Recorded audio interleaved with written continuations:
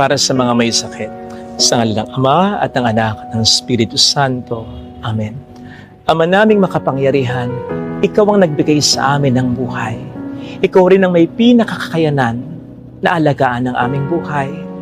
Ano man ang pag-iingat na gawin namin, masustansya man ang mga pagkain na kinakain namin, sapat man ang oras ng mga pahinga namin, dekalidad man ang mga gamot, pati na mga bitaminang iniinom namin, magagaling man ang mga doktor na tumitingin sa amin, Ikaw pa rin ang may pinakakayanang magdugtong at mag-alaga sa buhay namin. Ikaw ang aming pinakadakilang manggagamot at ang iyong pagmamahal ang aming pinakamabisang kamot. Iyakapin mo po sana kami ng mapagpala mong mga kamay. Pagpalain mo kami mula taluktok ng aming ulo hanggang sa aming talampakan.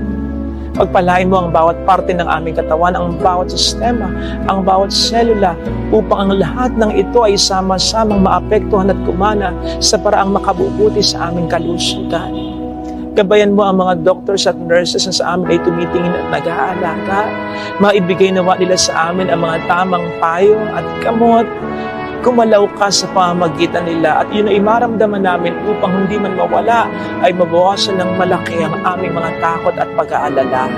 Sinabi mong kami magtiwala sa iyo. Tulungan mo po kami na magawa ito. Sabi nga po ng mga apostol mo, o Panginoong Jesucristo, dagdagan mo po ang aming pananampalataya sa iyo, sapagkat kung minsan kami nasasaktan, nahihirapan, nanlalata, naiinip at napapagod na, tulungan mo pong huwag kaming pangibabawa ng mga negatibong bagay na ito na aming nararamdaman at ang iyong salita ay ang aming panghawakan. Yung salita mo na mahal mo kami, na hindi mo kami kalilimutan, na kami iyong pinakikinggan at kahit kailan ay hindi mo kami pababayaan.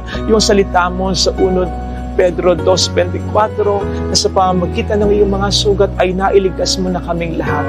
Tulungan mo po kaming huwag mabulit sa tukso ng diablo na nagsasabi sa amin na hindi mo kami mahal, na hindi mo kami pinakikinggan, na ang mga nararanasan naming paghihirap ay bahagi ng kaparusahang binigay mo dahil sa aming mga kasalanan. Alam po namin na hindi ka ganito, pero patawad kung minsan naisip namin ito. Kaya muntik na kaming magtampo at lumayo sa iyo. Nakalimutan namin tapat ka sa pangako mo. Nakalimutan namin walang imposible sa iyo. Nakalimutan namin na isang buong pananampalataya lamang ang hinihiling mo mula sa amin upang para sa amin ay makagawa ka ng milagro.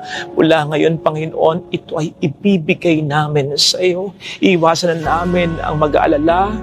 Bagkus ay aasa kami sa mga mangyayari pang maganda. Iiwasan na po namin ang malungkot. Bagkus ay pipiliin na po namin maging masaya.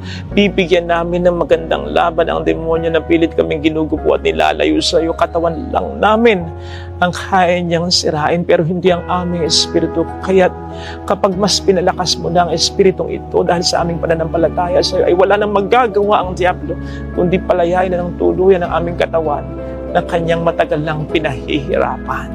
Kaugnay nito, Panginoon, ay hinihiling din namin mula sa iyo ang kagalingan ng aming puso at kalooban. Kagalingan sa kasalanan, sa galit, sa hinanakit, sa selos, sa tampo na nararamdaman kung meron man, upang ang aming kagalingan ay mas maging buo at makatotohanan. Hinihiling po namin ito sa iyong pamamagitan ngayon at magpa sa walang hanggan. Sa ngalan ng Ama at ng Anak at ng Espiritu Santo. Amen.